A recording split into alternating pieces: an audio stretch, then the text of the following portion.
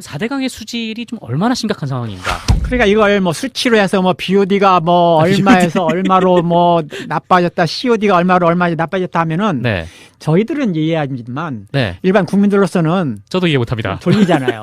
그래서 저는 이 4대강 수질이 정말 나빠졌냐, 얼마나 네. 심각하냐라고 묻는다면 올 여름에 네. 이 방송을 듣는 그 국민들께서는 올 여름에 꼭 낙동강이나 금강에 한번 꼭 가보시라고 말씀드리고 싶습니다. 가서 현장에 가서 네. 그 왜 녹조라떼는 말이 나타났는지 네. 녹조 카펫, 녹조 잔디라는 말이 음. 실감 날 것입니다. 그래서 눈으로 보지 않고는 알 수가 없어요. 그래요. 그래서 중요한 것은 4대강 사업하기 전에는 똑같은 현장에서 그때는 강물이 흘렀었고 그때 네. 녹조가 없었다는 겁니다. 근데 흐르는 강을 막아가지고 호수가 되고 하다 보니까 결국은 녹조가 매년, 그것도 뭐 걸르는 게 아니고 매년 네. 여름이면 이 녹조가 발생하는 겁니다. 그래서 수질 문제 중에서 가장 이제 중요한 것은 녹조 문제다. 그래서 이것은 현장에 가서도 꼭 좀 한번 보시라. 네. 그렇게 말씀. 그 실제로 이 상황이 굉장히 좀 심각한 상황이다. 이 수질 오염 문제가. 네. 그렇다면 저희가 사실상 4대강이 저희 식수원이지 않습니까? 대한민국 국민들의 식수원인데 식수 문제까지 대두될 가능성까지 있는 건가요? 그러니까 이제 이게 아까 모두에서 잠깐 말씀드렸는데 식수 문제는 이제 낙동강에서 심각합니다. 낙동강에서. 예. 낙동강 그 대구시라는 그 인구가 밀집된 그 도시가 있고 부산시가 있잖아요. 근데 그 부산시나 대구시가 전부 다 낙동강에서 취수를 해요. 네. 그렇죠? 그 다음에 이제 그 인접한 도시들도. 그래서 인구로 따지면 1,300만 인구가 식수를 공급받고 있는데, 녹자가 발생하면 여러 가지 발암물질이 증가하게 된다고 이렇게 전문가들은 말하고 있고. 그래서 이제 정부에서는 뭐 그렇지 않다고 하는데, 근데 우리가 건강 문제는 상당히 그 국민들이 관심을 가지잖아요. 그렇죠. 그래서 이 녹조와 건강과의 관계는 좀 더 공개적으로 심층적인 조사가 필요하다고 보고요. 네. 그 다음에 정부에서 아무리 아직 낙동강 물이 아직 안전하니까 드셔도 괜찮습니다 하지만 사실은 우리가 지금까지 정부 발표대로 따랐다가 손해 본 게 많았었잖아요. 아, 엄청났죠. 그렇죠? 농사도 그렇고 뭐 그래서 사실은 정부 발표를 그걸 받아들인 사람이 몇 %나 될 것인지. 그래서 국민들은 불안하다 이겁니다. 불안하죠. 그렇죠? 낙동강 그 주민들은 불안한 거예요. 그러니까 대구시에서는 취수원을 낙동강에서 취수하고 있는데 그걸 안동댐 상류로 더 올라간 거예요? 이전할 그런 계획을 한번 추진한 적이 있었어요. 아, 그래요? 아직 실현 안 됐지만. 대구 쪽에서 있는 물도 이미 식수원으로 쓰기가 좀 국민들이 불안해요. 불안하다. 그러니까 저 상류를 안동댐으로 옮길 그런 계획을 세운 적이 있고. 그 다음에 작년에 홍준표 경남지사가 상당히 좀 언론에 자꾸 이제 무슨 돌출발을 많이 하시는데 그분도 작년에 부산시가 지금 낙동강에서 그 물을 취수하는데 그 지리산에다가 댐을 만들어서 취수원을 지리산으로 이전하겠다라고 발표를 한 적이 있습니다. 아니 멀쩡한 낙동강을 놔두고 아니 그리고 낙동강이 오염돼 있습니다. 그러니까요. 그러니까 거기 왜 보루 세워가지고 왜 그러니까 지리산까지. 이제 환경부에서는 이제 중앙정부니까 아니 식수로서 문제 없습니다. 안심하십시오. 하지만 실제 현장에서 주민들은 불안하고 그러니까 지방정부에서는 이러한 주민들의 불안을 고려 안 할 수가 없죠. 그 정도로 이제 낙동강은 좀 심각한 상황인가 보네요. 네, 아예 뭐 지리산으로 옮기겠다라고 말할 정도로. 그런데 이 4대강 때문에 수질이 나빠진 건가? 정말 4대강 때문에? 막 이렇게 생각하실 분들도 있을 것 같거든요. 그래서 저도 이제 그런 기사를 좀 접하고 토론에서도 이제 그런 얘기가 나오는데 이런 말이죠. 아니 예전에도 낙동강에서 녹조는 발생했었다. 그렇죠. 왜 뭐 녹조는 있었죠. 그렇게 뭐 소란을 떠느냐 이 이야기죠. 그런데 그걸 이제 일반 사람이 말하는 게 아니라 그 분야 최고 전문가라는 뭐 대학 교수, 수지리 전공인 뭐 이런 사람들이 말하니까 국민들로서는 헷갈리는 거죠. 그렇죠. 분명 녹조가 있는데. 그런데 그러니까 우리가 좀 이제 자세히 들여다봐야 돼요. 낙동강에서 4대강 사업 이전에도 녹조가 발생했었다. 형식적으로 맞는데 또 어디에서 발생했느냐 이거죠. 어디서? 그러니까 낙동강 아마 가보셨겠지만 부산 그 근처에 하구뚝 있잖아요.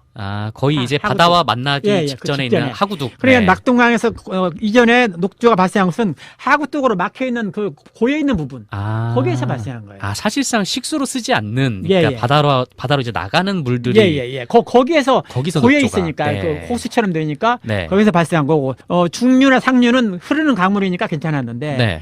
이제는 4대강에다가 낙동강에다가 보를 8개를 막아서 네. 8개 호수가 쭉 연결돼 있잖아요. 아, 이 그러니까 8개 보마다 껌껌이 다 녹조가 닦여 있는. 굉장히 큰 호수가 8개 연결돼 있는 거죠. 네. 계단처럼.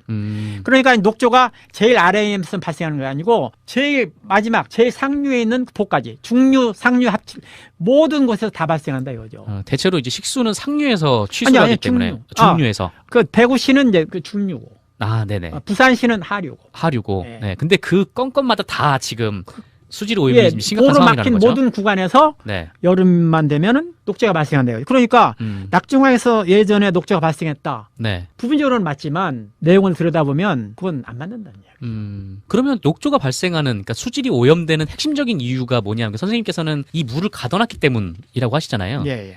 근데 막 이제 뭐 저수지나 뭐 호수나 막 이런 데로만 여름에도 막 놀러 가다 보면은 깨끗한 곳도 있어요. 근데 왜 4대강에 있는 그 보에서만 그렇게 오염 문제가 심각하게 되는 건가? 그렇죠. 네.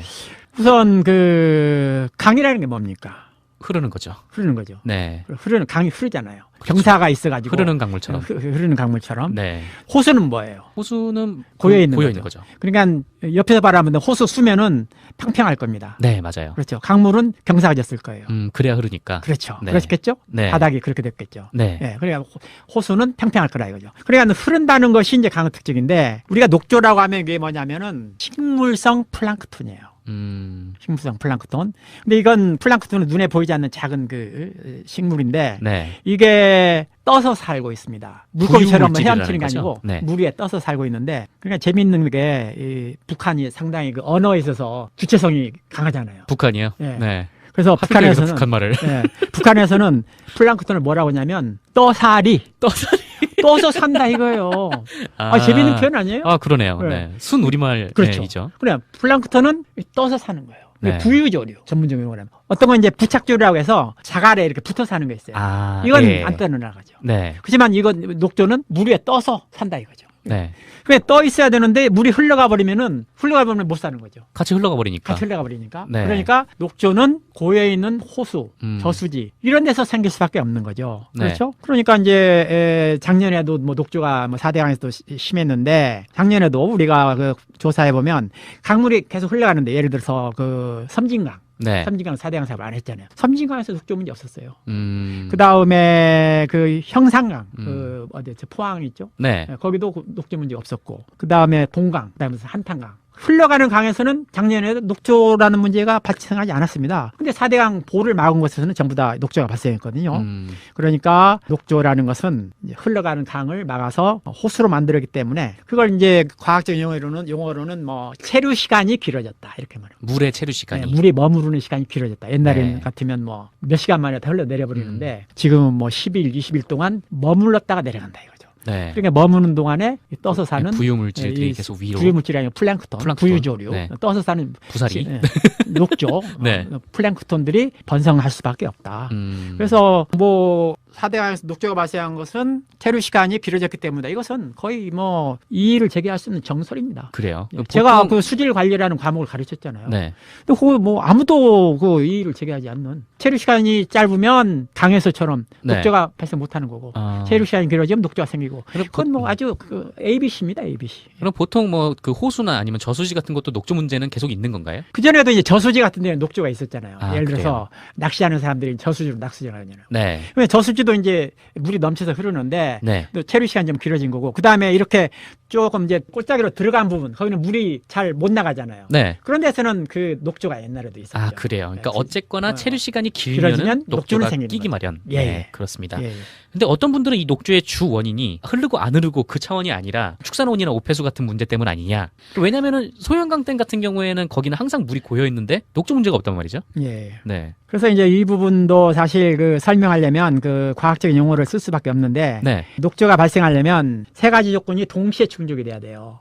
세 가지 두 가지만 가지면 안 되고 네. 3박자가 맞아야지만 이게 녹조가 생기는 거예요. 무조건 세 개가 딱 맞아요. 두 개만 맞추면 안 돼요. 네. 첫째는 수온이 높아야 돼요. 아, 수온이. 수온은 여름에는 수온이 뭐 한 15도에서 20도 뭐 넘어가거든요. 아, 그래서 겨울에는 녹조 문제가 별로 없군요. 겨울은 뭐 5도 뭐 이렇게 내려가니까 네. 겨울에는 녹조가 생길 수 없어요. 그러니까 늦은 봄부터 초가을까지. 네. 그때는 수온이 뭐 이렇게 높으니까 그때는 일단 수온 조건은 충족되는 겁니다. 여름에만 발생하는 거죠. 그렇죠. 그다음에 두 번째는 영양염류. 영양염류라는 건 그게 말이야 녹조도 생물인데 먹고 살아야 되잖아요. 이게 먹이라고 보면 돼. 녹아 있는 먹을 것. 네, 물속에 있는 먹이. 네, 그러니까 질소 성분이라든가 뭐 네. 인성분 이런 거. 먹이가 필요하다 이거죠. 근데 거기서 이제 중요한 것이 이제 그 인성분이 중요한데 그러면 얼마나 많아야 되느냐 이거죠. 물속에. 근데 그걸 이제 물속에 일반적으로는 이제 0.03 ppm 이상이 있으면 네. 녹조가 발생할 수 있다. 그 이하면은 안 된다. 발생하지 않는다. 수온 암유도보다 안 된다. 네. 그럼 0.03이라고 ppm이라고 하면 1억 분의 3. 1억 분의 3. 네, 그 정도의 농도. 아주 낮은 1억 명 중에 한 3명만 있어도 그게 그렇죠. 네, 그게 조건이 되는 거예요. 근데 2명 있으면 안 되는 거예요. 1명 있어도 안 되고. 네. 그래서 이제 근데 우리나라 강에서는 가정하수라든가 방금 말씀하신 축산폐수들이 많이 들어와가지고 네. 이미 그 0.03 ppm은 4대강 사업하기 전에도 이미 초과하고 있었어요. 그래요. 그러니까 그 문제는 원래 있었던 문제고. 이건 충족되었다 이거죠. 네. 그다음에 세 번째는 체류 시간. 아까 체류 시간. 네, 아까 그러니까 설명하셨던. 체류 시간 짧으면 부유 조류들이 떠내려가 버리니까. 네. 그 체류 시간이 필요한데 그러니까 세 박자가 맞아야 된다 이거죠. 그러면 체류 시간이라는 건 얼마나 필요하면 되게 이제 이것도 뭐 사람마다 달리면 한 5일에서 10일 이상의 체류 시간. 물이 한 5일에서 10일 정도 머물렀다가 흘러가는 네. 호수에서는 녹조가 발생하겠다. 그러니까 이 세 박자가 맞아야 돼요. 그러니까 영양염류는 충분하지만 네. 과거에 그 4대강에서 녹조가 발생하지 않은 건 강물이 흘러가니까 체류 시간이 너무 짧은 거예요. 이 세 가지 중에 유속이라는 하나. 그렇죠. 그러니까 원래 여름에는 기온이 워낙 높고 영양염류는 원래 있었고 근데 네. 물이 흘렀기 때문에 녹조가 껴지지 않았다. 예. 근데 지금은 물을 가둬놨기 때문에 체류 시간이 이제 길어지니까 마지막 3박자가 딱 세 박자가 맞아가지고 네. 여름이 되면은 겨울은 안 되고. 아니 그러면 소양강 댐에서는 왜 그게 안 되는 건가요? 그래서 이 부분은 참 저도 많이 이제 인터넷에서 검색해 보니까 그렇게 나오던데. 검색을 해보셨다고요? 아니 이걸 주장한 사람이 왜 소양강은 체류 시간이 심지어는 1년이 넘거든요. 네. 365일이. 소양강은 그렇게 체류 시간이 길도 녹조가 발생하지 않는데 그건 뭐 맞지 않는 이론이다. 교수님도 검색을 해서 정보를 얻으시는군요. 아니 이걸 제가 보니까 네. 이걸 주장한 사람이 누구냐면 아마 기억하실 거예요. 네. 4대강 사업 막 토론할 때 항상 찬성론자로 나왔던 이화여대 박석순 교수. 이분이 이렇게 주장하는 거예요. 소양강 공공을 보라. 체류 시간이 그렇게 길어도 네, 맞아요. 녹조가 안 생기지 않느냐. 그러니까 이건 아주 간단한 건데 그분이 모르고 그랬는지 알고도 그랬는지 저는 나중에 한번 만나면 물어보고 싶어요. 네. 그래서 제가 소양강 자료 최근에 조사를 해봤어요. 네. 이미 미디어 오늘에 이미 발표됐습니다. 네, 맞습니다. 5번째인가 거기서 그 소양강 수지를 조사를 해보니까 5군데인가 이제 측정을 하더라고요. 소양강 댐에서. 네. 곳곳에서. 근데 거기 임 농도가 아까 0.03 1억 분의 3명. 이 상이면 된다고 그랬잖아요. 네. 근데 그거는 0.01, 0.02. 그게 그러니까 모자라는 1억 분에 1명이나 2명. 그 정도뿐이 안 되는 거예요. 오염물질이 그렇게 유입 많이 안 됐기 때문에. 그건 생각해보면 알 수 있어요. 왜냐하면 소양강 처녀 뭐 노래도 있는데 네. 그 위에 뭐 무슨 인구가 많지 않잖아요. 소양강 상류에 그렇죠. 뭐가 있습니까? 무슨 대도시가 있습니까? C급 도시가 있습니까? 그게 아마 동강에서 떠내려온 물들이 아니 동강은 저쪽 남한강으로 흘러가고 남한강으로. 이건 이북에서부터 그래요. 뭡니까? 우리가 댐 막았잖아요. 이북에서 뭐 수공한다 할 때. 평화의 댐. 평화의 댐. 네. 그쪽에서부터 흘러들어오거든요. 그 물이 거기서부터. 그 물하고 그다음에 저 인제. 네네. 강원도 인제 그쪽 무산 그쪽에서부터 이제 양쪽이 흘러내려와 가지고 그렇기 때문에 많이 살지 않는. 상류에는 인구도 없고 뭐 농사도 잘 안 짓고 축산도 활발하지 않고 그러니까 네. 들어오는 오염물질이 적으니까 그 영양염류가 그 어떤 기준치보다도 낮은 상태예요. 네. 그러니까 두 가지 조건은 충분하죠. 소양강도 뭐 여름에는 수온이 좀 높겠죠. 네. 그다음에 체류 시간은 뭐 1년 이상 되니까 뭐 너무 충분한데. 그렇죠. 영양염류 인성분이 낮으니까 소양강에서는 녹조가 발생하지 않는 겁니다. 근데 이걸 차이가 있군요. 그 박석선 교수가 모를 리가 없는데. 수질 전문가 아니십니까 그분도? 저 잘 알아요. 네. 제가 그 환경영향평가학회라고 네. 조그마한 학회가 있는데 제가 그 회장을 할 때 우리 박석선 교수가 그 이사였습니다. 제가 잘 아는 분인데 나중에 한번 만나면 꼭 물어보고 싶어요. 왜 그렇게 말을 했나? 왜 그렇게 말했나? 정말 몰라서 그랬나? 정말 몰라서 그랬느냐? 아니면 알고도 네. 그렇게 말했느냐?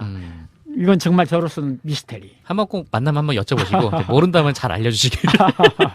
네. 이건 뭐 분명한 겁니다. 예. 네, 그렇습니다. 그러면 가둬놨기 때문에 이게 수질이 오염된다, 녹조가 낀다. 근데 보는 개방을 할 수 있지 않습니까? 그렇죠. 그러니까 보를 철거하지 않고 그냥 개방해 놓은 상태면 되지 않는가? 그러니까 보를 지금 현재는 이게 가동보라고 해서 네. 수문을 밑에서부터 이렇게 끌어올릴 수가 있거든요. 네네. 그러면 바닥까지 그냥 물이 싹 빠지는 거죠.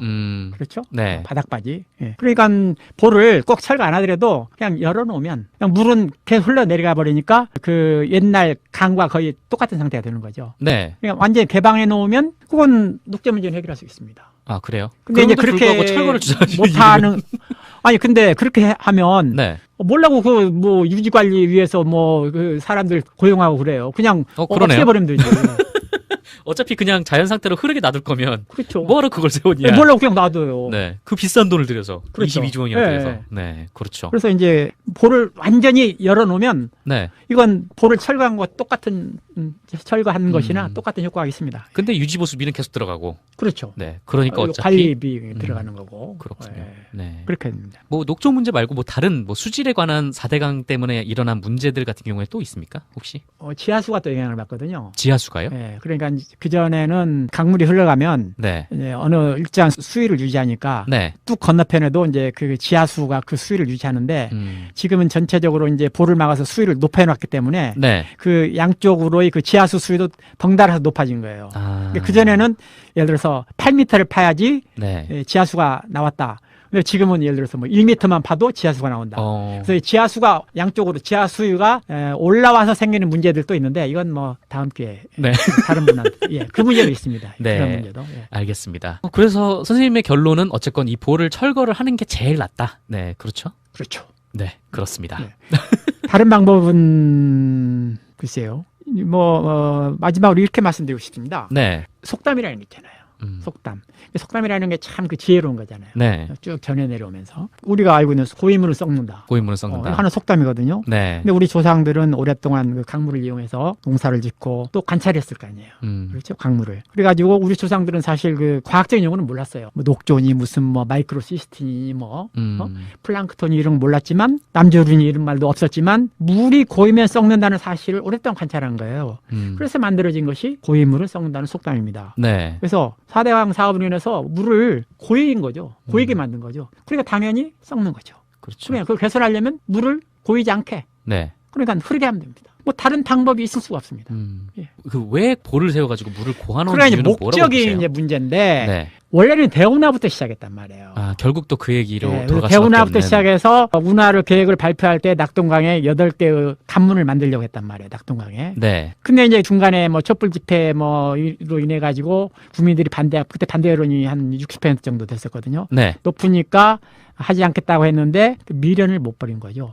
이명박 그 대통령이. 네. 그래서 말하자면 이제 비밀 타스크포스 팀을 만들어 가지고 네. 수위를 6m로 하고 그다음에 이제 그 보라고 해서 만들었는데 그 보 위치가 대운하 사업에서 발표했던 관문 위치하고 똑같은 거죠. 그렇죠. 그러니까 우리는 그 발표 보고서 이건 운하를 염두에 넣구나 금방 알았어요. 근데 일반 국민들은 그 설명하려면 설명해도 좀 잘 그렇죠. 약간 좀 어려운 얘기기도 하고. 예. 근데 우리는 딱 발표할 때 벌써 알았어요. 그러니까 배가 가려면은 배가 원래 아까 말씀하셨듯이 강이 위에서부터 아래로 내려가는데 그렇죠. 거기에 배가 거슬러 올라가려면은 관문이 필요한 거죠. 관문이 필요한 거죠. 그러니까 물을 딱 내려가지고 배가 싹 올라가서 다시 이렇게 지나가고 그렇죠. 그게 필요한데 마침 그 보의 위치가 그 관문 위치랑 딱 맞더라고요. 위치하고 네. 그다음에 생각해 보세요. 우리가 그 저수지 같은 거 만들 때 수영학 때도 마찬가지지만 네. 이 수문이 보 중간 위에 있잖아요. 네. 위에 있죠. 그래서 수문을 열면은 물이 위에서부터 이렇게 쏟아져 내리잖아요. 그렇죠. 이게 일반적으로 댐이나 보입니다. 네, 그렇죠? 맞아요. 근데 아래에다 달아놨단 4대강에 말이죠. 새로 만든 이 보는 네. 다목적보라고 해가지고 이게 밑에서부터 수문을 들어 올리는 형식으로 돼 있어요. 그러니까 이건 관문을 염두에 뒀다는 거죠. 설계 자체가. 그렇죠. 위에서 쏟아지면 배가 다닐 수가 배가 못 없으니까. 가니까 밑에서부터 들어 올리는 네. 그러한 형식의 가동보를 볼을 만드는 거죠. 우리는 딱 그걸 보고서 이건 운하를 염두에 뒀구나. 네. 금방 한 거죠. 알겠습니다. 그건 돈도 더 많이 들고 맞아요. 관리 비용도 많이 드는데 왜 하필이면 그렇게 복잡하게 만드느냐 이거죠. 네, 그냥 위를 열어가지고 그냥 쏟아져 내리게 하면 되는데. 예. 그러니까 현재 있는 보 밑에다가 네. 한 뭐 100m나 밑에다가 똑같은 모양의 보를 하나 만들면 이게 네. 관문이 되는 거죠. 그러니까 그러니까 우리가 볼 때는 분명합니다. 알겠습니다. 예. 그럼 뭐 오늘 수질에 대한 얘기는 여기까지 하도록 한 하고요. 수질은 한 녹조 때문입니다. 녹조. 네, 다 녹조 때문이다. 현장에 한번 가보십시오. 네, 알겠습니다. 그 인접한 도시들도 그래서 인구로 따지면 1,300만 인구가 식수를 공급받고 있는데 녹자가 발생하면 여러 가지 발암 물질이 네. 증가하게 된다고 이렇게 전문가들은 말하고 있고 그래서 이제 정부에서는 뭐 그렇지 않다고 하는데 근데 우리가 건강 문제는 상당히 그 국민들이 관심을 가지잖아요. 그렇죠. 그렇죠. 그래서 이 녹조와 건강과의 관계는 좀 더 공개적으로 심층적인 조사가 필요하다고 보고요. 네. 그 다음에 정부에서 아무리 아직 낙동강 물이 아직 안전하니까 드셔도 괜찮습니다 하지만 사실은 우리가 지금까지 정부 발표대로 따랐다가 손해 본 게 많았었잖아요. 아, 엄청났죠. 그렇죠? 네. 농사도 그렇고 뭐 그래서 사실은 정부 발표를 그걸 받아들인 사람이 몇 %나 될 것인지. 그래서 국민들은 불안하다 이겁니다. 불안하죠. 그렇죠? 낙동강 주민들은 불안한 거예요. 그러니까 대구시에서는 취수원을 네. 낙동강에서 취수하고 있는데 그걸 안동댐 상류로 더 올라간 거예요? 이전할 그런 계획을 한번 추진한 적이 있었어요. 아, 그래요? 아직 실현 안 됐지만. 대구 쪽에서 있는 물도 이미 식수원으로 쓰기가 좀 국민들이 불안해요. 네, 불안하다. 그러니까 저 상류를 안동댐으로 옮길 그런 계획을 세운 적이 있고. 네. 그다음에 작년에 홍준표 경남지사가 네. 상당히 좀 언론에 자꾸 이제 무슨 돌출 발언을 많이 하시는데 그분도 작년에 부산시가 지금 낙동강에서 그 물을 취수하는데 네. 그 지리산에다가 댐을 만들어서 취수원을 지리산으로 이전하겠다라고 발표를 한 적이 있습니다. 아니 멀쩡한 낙동강을 놔두고 아니 그리고 낙동강이 오염돼 있습니다. 그러니까요. 그러니까 거기 왜 보루 세워가지고 왜 그러니까 이제 환경부에서는 이제 중앙 정부니까 아니 식수로서 문제 없습니다. 네. 안심하십시오. 하지만 실제 현장에서 주민들은 불안하고 그러니까 지방산시는 하류고. 네. 네. 근데 그 건건마다 다 지금 수질 오염이 심각한 도로 상황이라는 막힌 거죠. 모든 구간에서 네. 여름만 되면은 녹조가 발생한대요. 그러니까 낙동강에서 예전에 녹조가 발생했다. 네. 부분적으로는 맞지만 내용을 들여다보면 그건 안 맞는다는 이야기. 그러면 녹조가 발생하는 그러니까 수질이 오염되는 핵심적인 이유가 뭐냐면 선생님께서는 이 물을 가둬놨기 때문이라고 하시잖아요. 예. 근데 막 이제 뭐 저수지나 뭐 호수나 막 이런 데로만 여름에도 막 놀러 가다 보면은 깨끗한 곳도 있어요. 근데 왜 4대강에 있는 그 보호에서만 그렇게 오염 문제가 심각하게 되는 건가? 그렇죠. 네. 우선 그 강이라는 게 뭡니까? 흐르는 거죠. 네. 강이 흐르잖아요. 경사가 있어가지고 흐르는 강물처럼. 흐르는 강물처럼. 네. 호수는 뭐예요? 호수는 고여 있는 거죠. 그러니까 옆에서 바라보면 호수 수면은 평평할 겁니다. 네, 맞아요. 그렇죠. 강물은 경사가 졌을 거예요. 그래야 흐르니까. 그렇죠. 네. 그렇겠죠? 네. 바닥이 그렇게 됐겠죠. 네. 네. 그러니까 호수는 평평할 거라 이거죠. 그러니까 흐른다는 것이 이제 강의 특징인데 우리가 녹조라고 하면 이게 뭐냐면은 식물성 플랑크톤이에요. 식물성 플랑크톤. 근데 이건 플랑크톤은 눈에 보이지 않는 작은 그 식물인데 네. 이게 떠서 살고 있습니다. 물고기처럼 헤엄치는 게 아니고 네. 물 위에 떠서 살고 있는데 그러니까 재미있는 게 이 북한이 상당히 그 언어에 있어서 주체성이 강하잖아요. 북한이요? 네. 네. 그래서 북한에서는 북한 말을. 네, 북한에서는 플랑크톤을 뭐라고 하냐면 떠서 산다 이거예요. 재미있는 표현 아니에요? 그러네요. 네. 순 우리말이죠. 그렇죠. 그래 플랑크톤은 떠서 사는 거예요. 네. 부유조류 전문적으로 말하면 어떤 건 이제 부착조류라고 해서 자갈에 이렇게 붙어 사는 게 있어요. 이건 안 떠나가죠. 네. 그렇지만 이건 녹조는 물 위에 떠서 산다 이거죠. 네. 그게 떠 있어야 되는데 물이 흘러가 버리면 못 사는 거죠. 같이 흘러가 버리니까. 네. 그러니까 녹조는 고여 있는 호수, 저수지 이런 데서 생길 수밖에 없는 거죠. 네. 그렇죠? 그러니까 이제 작년에도 뭐 녹조가 뭐 4대강에서도 심했는데 작년에도 우리가 그 조사해 보면 강물이 계속 흘러가는데 예를 들어서 그 섬진강. 네. 섬진강 4대강 사업을 안 했잖아요. 섬진강에서 녹조 문제 없었어요. 그 다음에 그 형산강, 포항 있죠? 네. 거기도 녹조 문제 없었고. 그 다음에 동강, 그 다음에 한탄강. 흘러가는 강에서는 작년에도 녹조라는 문제가 발생하지 않았습니다. 근데 4대강 보를 막은 곳에서는 전부 다 녹조가 발생했거든요. 그러니까 녹조라는 것은 이제 흘러가는 강을 막아서 호수로 만들었기 때문에 그걸 이제 과학적 용어로는 뭐 체류 시간이 길어졌다 이렇게 말합니다. 물의 체류 시간이. 네, 물이 머무르는 시간이 길어졌다. 옛날에 같으면 뭐 몇 시간 만에 다 흘러 내려버리는데 지금은 뭐 10일, 20일 동안 머물렀다가 내려간다 이거죠. 네. 그러니까 머무는 동안에 떠서 사는 부유물질들이 계속 위로. 부유물질이 아니고 플랑크톤. 부유조류. 네. 떠서 사는 부사리. 녹조. 네. 플랑크톤들이 번성할 수밖에 없다. 그래서 뭐 사대강에서 녹조가 발생한 것은 체류 시간이 길어졌기 때문에 이것은 거의 뭐 이의를 제기할 수 있는 정설입니다. 그래요. 제가 그 수질 관리라는 과목을 가르쳤잖아요. 네. 근데 뭐 아무도 그 이의를 제기하지 않는 체류 시간이 짧으면 강에서처럼 네. 녹조가 발생 못하는 거고 체류 시간이 길어지면 녹조가 생기고 그건 뭐 아주 그 ABC입니다. ABC. 그럼 보통 뭐 그 호수나 아니면 저수지 같은 것도 녹조 문제는 계속 있는 건가요? 그 전에도 이제 저수지 같은 데는 녹조가 있었잖아요. 예를 들어서 그래요? 낚시하는 사람들이 저수지로 낚시를 하잖아요. 네. 저수지도 이제 물이 넘쳐서 흐르는데 네. 또 체류 시간이 좀 길어진 거고 그 다음에 이렇게 조금 이제 골짜기로 들어간 부분 거기는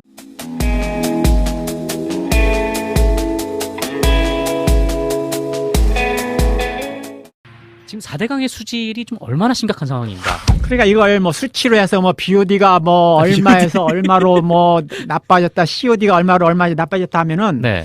저희들은 이해하지만 네. 일반 국민들로서는 저도 이해 못합니다. 돌리잖아요.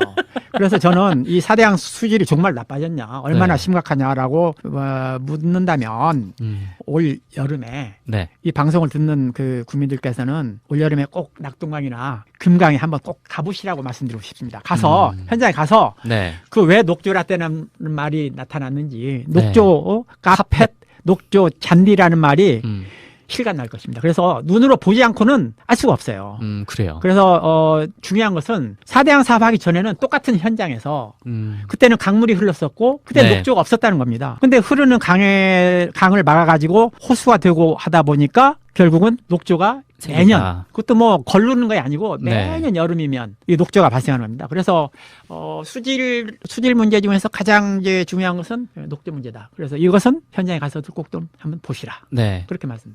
실제로 이 상황이 굉장히 좀 심각한 상황이다. 이 수질 오염 문제가. 네. 그렇다면 저희가 사실상 4대강이 저희 식수원이지 않습니까? 대한민국 국민들의 식수원인데 식수 문제까지 대두될 가능성까지 있는 건가요? 그러니까 이제 이게 아까 모두에서 잠깐 말씀드렸는데 네. 식수 문제는 이제 낙동강에서 심각합니다. 낙동강에서. 예. 낙동강은 그 대구시라는 그 인구가 밀집된 그 도시가 있고 부산시가 있잖아요. 근데 그 부산시나 대구시가 전부 다 낙동강에서 취수를 해요. 네. 그렇죠? 그 다음에 이제 그 정부에서는 이러한 주민들의 불안을 고려 안 할 수가 없죠. 그 정도로 이제 낙동강은 좀 심각한 상황인가 보네요. 네. 아예 뭐 지리산으로 옮기겠다라고 말할 정도로. 그런데 이 4대강 때문에 수질이 나빠진 건가? 정말 4대강 때문에? 막 이렇게 생각하실 분들도 있을 것 같거든요. 그래서 저도 이제 그런 기사를 좀 접하고 토론에서도 이제 그런 얘기가 나오는데 이런 말이죠. 아니 예전에도 낙동강에서 녹조는 발생했었다. 그렇죠. 녹조는 있었죠. 그렇게 뭐 소란을 떠느냐 이 이야기죠. 그런데 그걸 이제 일반 사람이 말하는 게 아니라 그 분야 최고 전문가라는 뭐 대학 교수, 수지리 전공인 뭐 이런 사람들이 말하니까 국민들로서는 헷갈리는 거죠. 그렇죠. 분명 녹조가 있는데. 그런데 그러니까 우리가 좀 이제 자세히 들여다봐야 돼요. 낙동강에서 4대강 사업 이전에도 녹조가 발생했었다. 형식적으로 맞는데 또 어디에서 발생했느냐 이거죠. 어디서? 그러니까 낙동강 아마 가보셨겠지만 부산 그 근처에 하구뚝 있잖아요. 거의 이제 하구뚝. 바다와 만나기 그 직전에 있는 하구뚝. 그러니까 낙동강에서 이전에 녹조가 발생한 것은 하구뚝으로 막혀 있는 그 고여 있는 부분. 거기에서 발생한 거예요. 사실상 식수로 쓰지 않는 그러니까 바다로 이제 나가는 물들이 거기서 고여 녹조가. 있으니까 그 호수처럼 되니까 거기서 발생한 거고 중류나 상류는 흐르는 강물이니까 괜찮았는데 이제는 4대강에다가 낙동강에다가 보를 8개를 막아서 8개 호수가 쭉 연결돼 있잖아요. 이 8개 보마다 건건이 다 녹조가 닦여 있는. 굉장히 큰 호수가 8개 연결되어 있는 거죠. 계단처럼. 그러니까 녹조가 제일 아래에서 발생하는 게 아니고 제일 마지막, 제일 상류에 있는 보까지 중류, 상류 합칠 모든 곳에서 다 발생한다 이거죠. 대체로 이제 식수는 상류에서 취수하기 때문에 중류에서. 그 대구시는 이제 그 중류고. 네네.